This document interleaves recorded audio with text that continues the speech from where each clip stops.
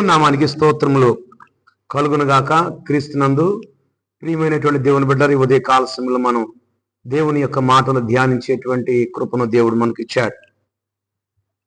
క్రీస్తునందు ప్రియ దేవుని బిడ్డలు, ఈ ఉదయ కాల సమయంలో యాకోబు జీవితం నుంచి కొన్ని పాఠాలు మనం నేర్చుకోబోతున్నాం.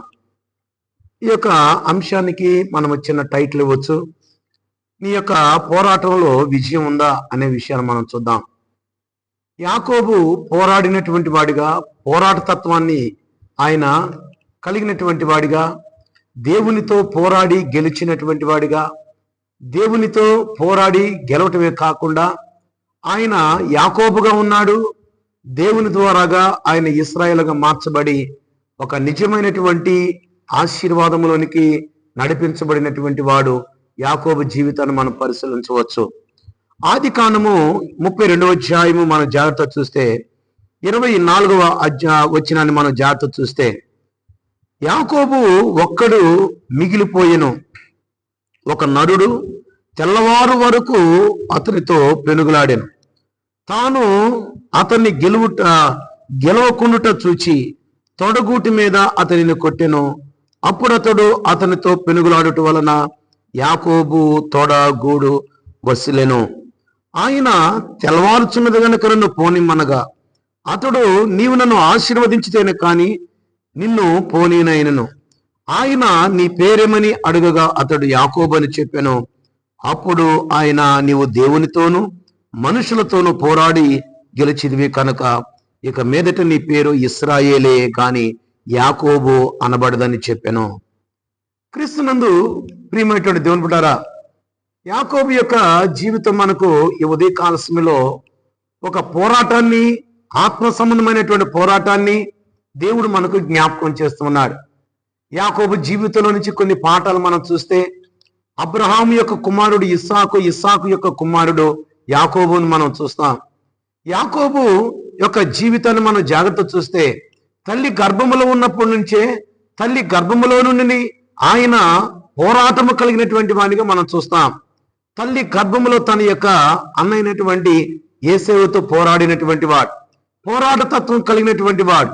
క్రీస్తునందు ప్రియ దేవుని బిడ్డలు, ఈ యొక్క ఉదయకాల సమయం మన జీవితంలో కూడా లోక సంబంధమైనటువంటి పోరాటం కాదు, కానీ దేవునితో మనం పోరాడి మనము నిజమైన ఆశీర్వాదాన్ని సంపాదించుకునేటువంటి వారి ఉండాలి.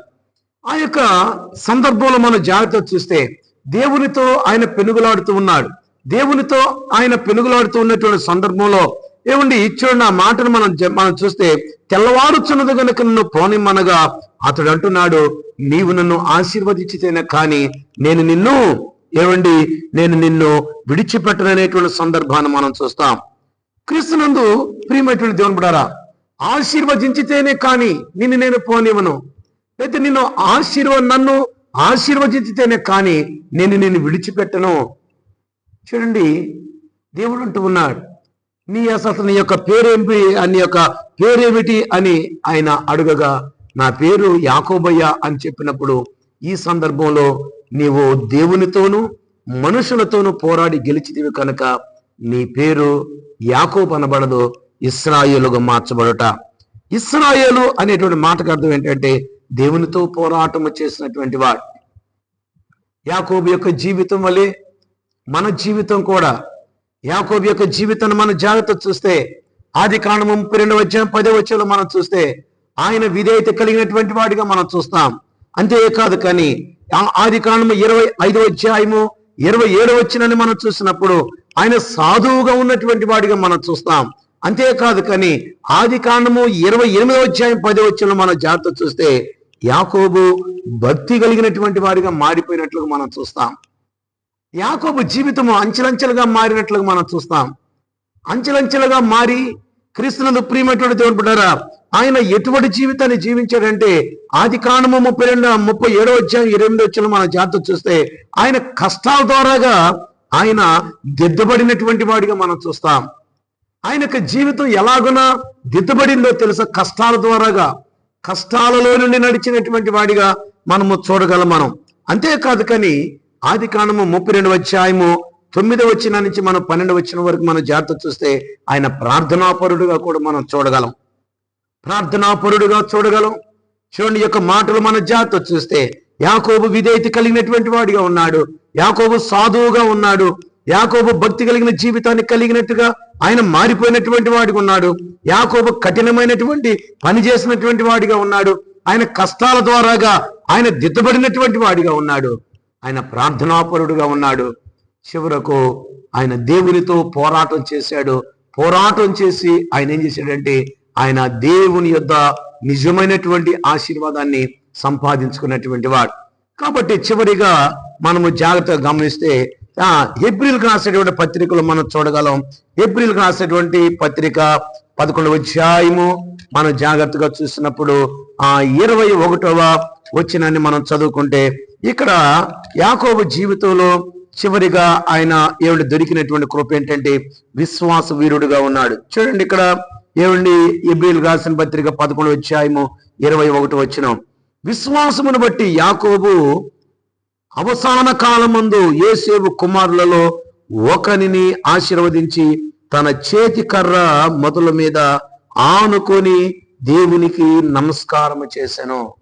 క్రీస్తునందు ప్రియ దేవుని బిడ్డారా, ఎంత ధన్యకరమైనటువంటి జీవితాన్ని జీవించాడు మనము ఆలోచించవచ్చు. కానీ ఇంత కృప దొరికిందంటే ఆయన దేవునితో పోరాడి గెలిచాడు. మన జీవితంలో కూడా ప్రార్థనలో పోరాటం కలిగి, దేవునితో సహవాసం చేసే విషయంలో పోరాటం కలిగి, దేవుని సన్నిధానంలో స్తుతులు చెల్లించే విషయంలో పోరాటం కలిగి దేవుని యొక్క ఆశీర్వాదాన్ని పొందుకుందాం. దేవుడి కొద్ది మాటలు దీవించును గాక. ఆమేన్. స్తుతికి కారణభూతుడా మీ కొందనాలనైనా నాయన పరిశుద్ధాత్మ దేవుడిగా అయ్యా ఈ మాటలు మీరు మాట్లాడారు. నేను చిన్న బిడ్డలకు నైనా ఆశీర్వాదకరంగా మేలుకరంగా మీరు ఇచ్చారు. ప్రతి ఒక్కరినైనా పోరాటంలో మీతో పోరాటం చేసి నేను ప్రార్థనలో పోరాటం కలిగి విజయాన్ని పొందుకునే కృప ఇచ్చామని మా ప్రభు అయిన యేసుక్రీస్తు నామమున అడిగి వేడుకుంటున్నాం మా తండ్రి. ఆమేన్. మన పరమ తండ్రి అయిన దేవుని ప్రేమయు కుమారుడైన యేసుక్రీస్తు కృపయు పరిశుద్ధాత్మని యొక్క అన్యోన్య సహవాసము సన్నిధానం ఈ మాటలు వినుచున్నటువంటి నీ బిడ్డలకు సర్వకాలము సదాకాలము మీ కృప తోడయుండి నీ బిడ్డలను నడిపించునుగాక. ఆమేన్.